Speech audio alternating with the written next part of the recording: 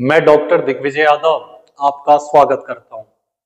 आज हम वास्तव में हड़प्पा सभ्यता के अंत के विषय में चर्चा करेंगे।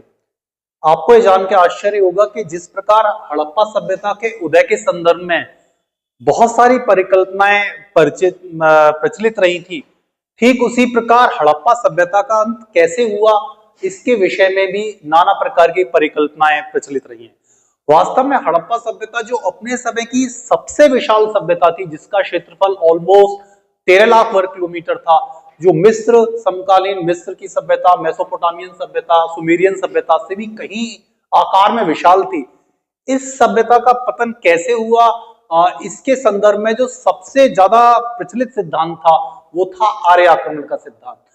आर्य आक्रमण का सिद्धांत ये मानता था कि हड़प्पा सभ्यता का जो अंत था वो ऋग्वैदिक आर्यों ने आक्रमण के द्वारा, नरसंहार के द्वारा कर दिया था। लेकिन क्या ये वास्तव में सत्य था? तो सबसे पहले हम इसी चीज का अध्ययन करेंगे। तो शुरू करते हैं, लेकिन उससे पहले हम दो क्वेश्चन देखते हैं और देखते हैं कि हमारी जो स्थापित मान्यताएं हैं वो कैसे ध्वस्त हो जाती हैं जब कुछ नए तथ्य प्रकाश में आते हैं। हड़प्पा सभ्यता का अंत आर्य आक्रमण के द्वारा हुआ था, यह परिकल्पना सर्वप्रथम किसके द्वारा प्रस्तुत की गई? गॉर्डन चाइल्ड, रामप्रसाद चंदा, मार्टिन व्हीलर और जॉर्ज एल्स। इसमें से लगभग आप सभी लोगों का आंसर होगा गॉर्डन चाइल्ड, लेकिन देखते हैं आगे कि यह आंसर सही है अथवा नहीं। इसके आगे दूसरा क्वेश्चन है, हड़प्पा सभ्यता का अंत आर्यों ने किया था, इस परिकल्पना का विरोध सर्वप्रथम किसके द्वारा किया गया? बीबी लाल, पीवी कांडे, एचडी साकलिया या धर्मपाल अग्रवाल? ये भी बहुत इंपॉर्टेंट क्वेश्चन है। तो चलिए आगे हम देखते हैं। देखिए, आर्य आक्रमण का सिद्धांत जो था, सबसे पहले वो हड़प्पा सभ्यता की खोज होने के मात्र 5 वर्षों के अंदर ही हमारे सामने आ गया। और इस सिद्धांत का जो प्रतिपादन था वो भारत के महान एंथ्रोपोलॉजिस्ट और आर्कियोलॉजिस्ट रामप्रसाद चंदा के द्वारा किया गया। और उन्होंने 1926 में प्रकाशित अपने शोध पत्र इंडस वैली इन वैदिक पीरियड में इस सिद्धांत का प्रतिपादन किया। बहुत सारे लोग गॉर्डन चाइल्ड को मानते हैं।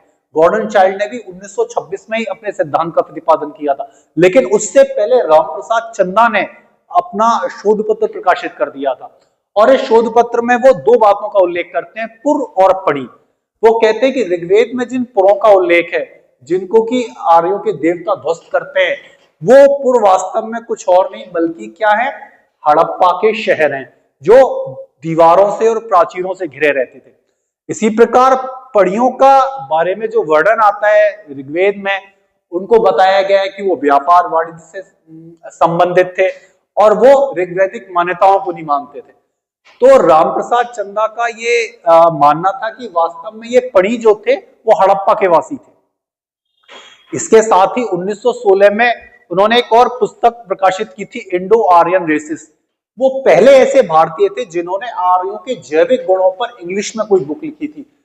अर्थात बहुत ही इंपॉर्टेंट फिगर हैं इस अपने चैप्टर के हिसाब से रामप्रसाद चंदा। तो आपको इस अपने क्वेश्चन का आंसर मिल गया होगा कि हड़प्पा सभ्यता के अंत की जो परिकल्पना थी वो गॉर्डन चाइल्ड ने प्रस्तुत नहीं करी थी, जैसा कि हम सभी लोग मानते हैं, बल्कि वो किसने प्रस्तुत की थी? रामप्रसाद चंदा ने। तो ये एक हमको नया फैक्ट मिला हमारे लिए। अब हम आगे आते हैं। लेकिन आर्य आक्रमण के सिद्धांत को वैश्विक स्तर पर लोकप्रिय बनाने का कार्य जो था वो गॉर्डन चाइल्ड ने किया गया। गॉर्डन चाइल्ड एक्चुअली में बहुत बड़े आर्कियोलॉजिस्ट थे, हिस्टोरियन थे इंग्लैंड के, और 20वीं शताब्दी के पूर्वार्ध में इनका बहुत ज्यादा असर था। इन्होंने नवपाषाण क्रांति जैसे महत्वपूर्ण परिकल्पना की चर्चा की थी। साथ में एक शहर को कैसे पहचाना जाए, इसके लिए 10 सूत्र जो बनाए थे वो सबसे पहले गॉर्डन चाइल्ड ने बनाए थे। और गॉर्डन चाइल्ड अपनी पुस्तक the Aryans A study of Indo European origin में हड़प्पा सभ्यता के अंत के लिए किसको उत्तरदायी ठहराते हैं?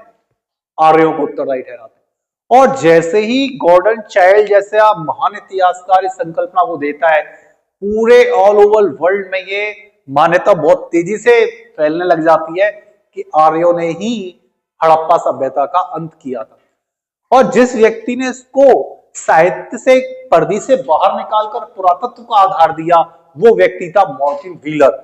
मार्टिन व्हीलर ने 1946 में हड़प्पा और मोहनजोदड़ो के बहुत सारे स्थलों की खुदाई की और मोहनजोदड़ो में उन्होंने ऐसे 26 नरकंकालों को ढूंढ निकाला। ये नरकंकाल थे वो जो उन्हें मोहनजोदड़ो में बिना किसी औपचारिक शवाधान प्रक्रिया के इधर उधर बिखरे मिले थे, जिसके बारे में मार्टिन व्हीलर ये सोचने के लिए मजबूर हुए कि वास्तव में बिना शवाधान के जो ये इधर उधर ऐसे ही बिखरे पड़े हैं शव, ये वास्तव में हड़प्पा वासियों के शव हैं, हड़प्पा वासियों के कंकाल हैं और जिसका संहार आर्यों के द्वारा किया गया है।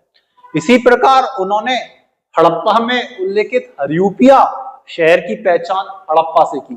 इसी प्रकार ऋग्वेद में इंद्र देवता, जैसे कि आप सभी जानते हैं, जिनको पुरंदर की उनको उपाधि मिली है, पुरंदर का मतलब दुर्गों को ध्वस्त करने वाला, और उनका मानना था कि वास्तव में ये दुर्ग हड़प्पा वासियों के प्राचीर युक्त शहर थे जिनको आर्यों ने नष्ट कर दिया। इसी प्रकार उन्होंने ये भी माना कि मोहनजोदड़ो से जो प्राप्त कब्रिस्तान एच है वो वास्तव में हड़प्पा वासियों का कब्रागाह नहीं है, अपितु वो आर्यों का कब्रागाह है। ये बहुत ही इंपॉर्टेंट फाइंडिंग्स थी और उसके बाद तो ये सिद्धांत बड़े स्तर पर लोकप्रिय हो गया। लेकिन इस सिद्धांत में बहुत सारी कमियां और खामियां थी जिस पर इसका खंडन भी सामने आने लग गया। जिस व्यक्ति ने इस सिद्धांत का सबसे पहले खंडन किया था वो थे महान संस्कृतविद, महान इंडोलॉजिस्ट और इतिहासकार पांडुरंग वामन काणे, पीवी काणे। पीवी काणे जो है ये किसी से छुपा ही नहीं है कि उन्होंने हिस्ट्री ऑफ धर्मशास्त्र जैसे एक कालजयी ग्रंथ की रचना करी थी और भारत सरकार ने भी उनके महान योगदान को देखते हुए 1963 में उनको भारत रत्न से नवाजा था। पीवी काणे ने 1953 में भारतीय इतिहास कांग्रेस का अधिवेशन चल रहा था जिसकी अध्यक्षता वो स्वयं कर रहे थे और उन्होंने ये तर्क की कसौटी पर कसा कि मात्र मार्टिन व्हीलर ने 26 कंकालों के आधार पर 1 लाख के शहर वाले आबादी का भविष्य कैसे निर्धारित कर दिया। अर्थात ये बात गले से नहीं उतर रही है कि आप मात्र 26 कंकालों के आधार पर कैसे ये सिद्ध कर दें कि इस सभ्यता का अंत आर्यों ने किया। इसी भारतीय इतिहास कांग्रेस के 1953 के सम्मेलन में बीबी लाल जो थे वो पुरातत्वविद थे और उन्होंने पुरातत्व के आधार पर यह सिद्ध कर दिया कि कब्रिस्तान एच, जिसको कि मार्टिन व्हीलर आर्यन हड़प्पाइयों का, आर्यन आक्रमणकारियों का माना है, जब वास्तव में ये शहर खत्म हुआ था, हड़प्पा जब ध्वस्त हुआ था तो कब्रिस्तान एच मौजूद ही नहीं था।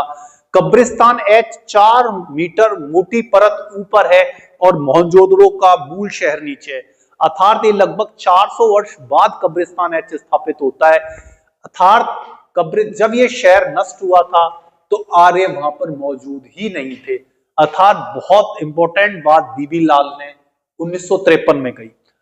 फिर आर्य आक्रमण के सिद्धांत के खंडन में अगला चरण आता है 1964 में, जब जॉर्ज डेल्स जो महान अमेरिकी पुरातत्वविद थे, हाइड्रोलॉजिस्ट थे, उन्होंने अपने शोध पत्र मोहनजोदड़ो में पौराणिक नरसंहार में आर्य आक्रमण के सिद्धांत को पूरी तरह से नकार दिया।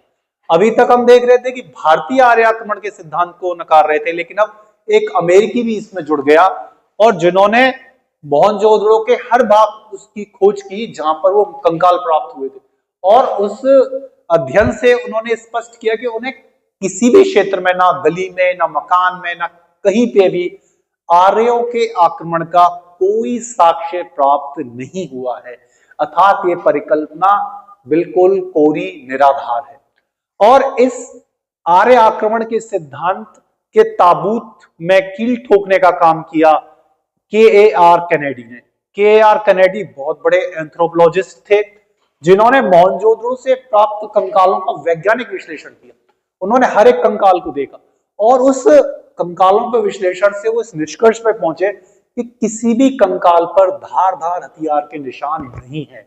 अर्थात वो संघर्ष में नहीं मारे गए जैसा कि मार्टिन व्हीलर का मानना था। अर्थात 1970 तक आते आते यह परिकल्पना पूरी तरह से ध्वस्त हो गई। लेकिन हमारे मन में प्रश्न उठता है कि फिर वास्तव में इतनी विशाल सभ्यता का अंत कैसे हुआ? तो क्या जिन नदियों की गोद में ये सभ्यता पली थी, क्या उन्हीं नदियों ने शहर को निगल लिया, या जलवायु परिवर्तन हड़प्पा सभ्यता के पतन के लिए उत्तरदायी था? तो नेक्स्ट वीडियो में हम ये बेहद रोचक टॉपिक पर चर्चा करेंगे। तब तक के लिए धन्यवाद, नमस्कार, आपका दिन शुभ रहे।